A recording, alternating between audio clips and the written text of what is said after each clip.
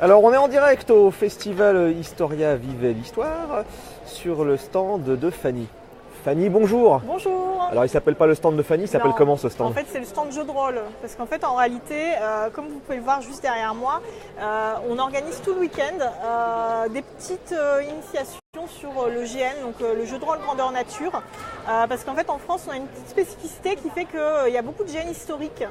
Parce qu'on a des super lieux qu'on peut louer et donc on organise plein de choses dans des châteaux et choses comme ça. Et puis du coup on essaye d'intéresser les gens à l'histoire. Donc là en l'occurrence ce que vous voyez derrière moi c'est que vous avez tout le conseil municipal de Strasbourg qui est là. Donc vous avez tout à gauche là-bas le prince-évêque, vous avez le bailli donc, qui est l'équivalent du préfet donc de la police de l'époque. Vous avez ensuite tous les membres des guildes, plus les banquiers, les médecins, les choses comme ça. Et en fait ils reçoivent un individu, donc la personne qui est debout avec le pull beige, qui est un obscur étranger qui vient de Mayence, qui s'appelle Monsieur Gutenberg. Et en fait, il vient présenter sa nouvelle invention, mais il demande aussi de l'argent, des gens, des locaux, etc.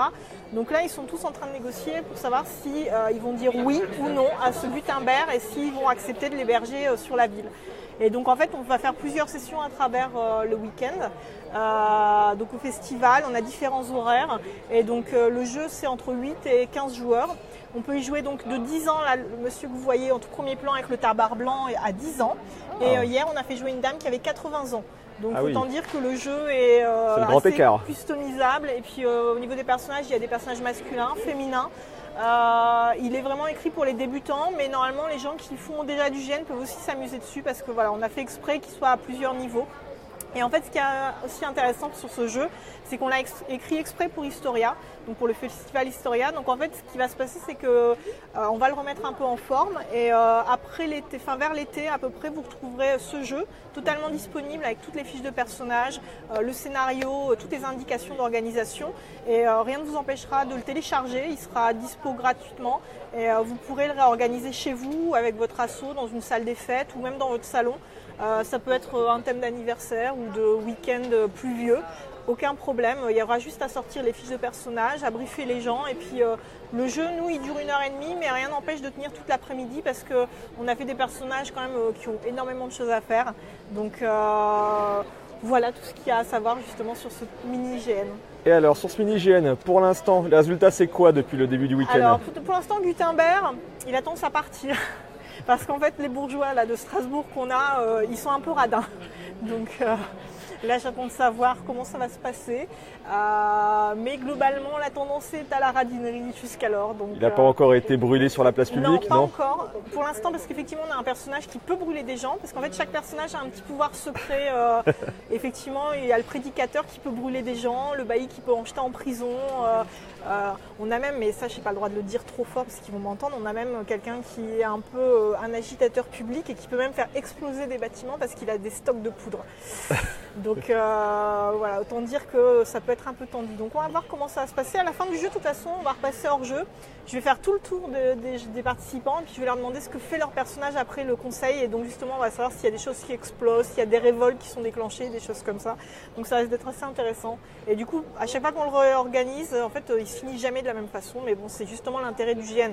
Il n'y a rien d'écrit d'avance. C'est vraiment les joueurs qui ont en point de départ un personnage et qui vont le faire évoluer comme ils veulent. Parce que le but du jeu, c'est de s'amuser.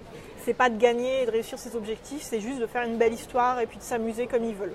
Donc voilà, c'est très libre, on va dire. Alors, si jamais on veut en savoir plus après le salon, on peut te voir. Où est-ce qu'on peut retrouver tout ça ou ton association? Alors, nous, l'association, j'en profite. Donc, ça s'appelle Roll. En fait, c'est une coopérative d'organisateurs.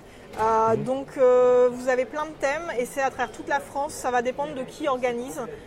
Mais plutôt que de créer une association juste pour un ou deux jeux, nous on conseille du coup de devenir organisateur rôle parce que l'association peut donner des conseils, peut héberger et surtout il y a un gros pool de joueurs parce que je crois qu'il y a quasiment 1000 membres. Ça varie d'une année sur l'autre, là on est encore en début d'année, donc ce qui veut dire que ça fait quand même un gros pool de joueurs. Il n'y a qu'un seul genre qu'on ne fait pas, c'est le médiéval fantastique parce qu'il y a plein d'autres assos qui font ça très bien. Nous on fait plutôt du contemporain, de l'historique, du romanesque, du Star Wars, du Harry Potter, enfin plein de types, mais pas le médiéval fantastique. C'est notre seule limite, on va dire. Et donc, il ne faut pas hésiter. Moi, je conseille d'aller sur le groupe qui s'appelle Roll TSMB. justement où il y a plein d'assos qui sont d'ailleurs même pas la nôtre, qui postent plein d'annonces. Donc si jamais vous voulez essayer le GN, vous verrez, il y a plein de choses. Sinon, vous envoyez un message directement sur notre page ou sur le groupe et on vous rajoute à notre mailing list. C'est un email par mois et dessus, ça récapitule tous les jeux de l'association.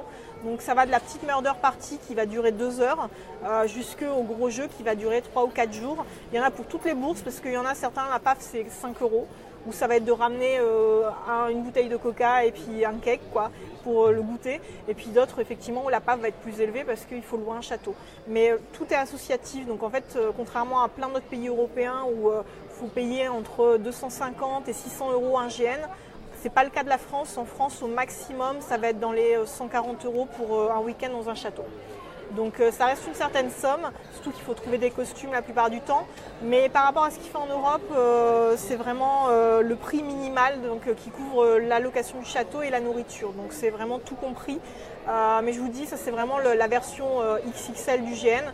Et on a énormément de GN qui sont plutôt petits formats et qui vont se passer chez les uns ou les autres. Et donc il n'y a rien à louer. Donc c'est pour ça que la PAF elle est ridiculement petite. C'est juste pour payer les pizzas, Voilà. Voilà, eh ben écoutez, on se retrouve donc tout le week-end sur le Festival Historia sur le stand de jeux de rôle qui est juste devant l'entrée, donc vous ne pouvez pas le louper, c'est derrière les caisses. Et donc voilà, pour sauver Gutenberg, au contraire le brûler. Et sinon, après, sur le site asso-roll.fr ou les groupes Facebook. Eh bien, merci Fanny, bon week-end et hop la gars, comme on dit en Alsace, non?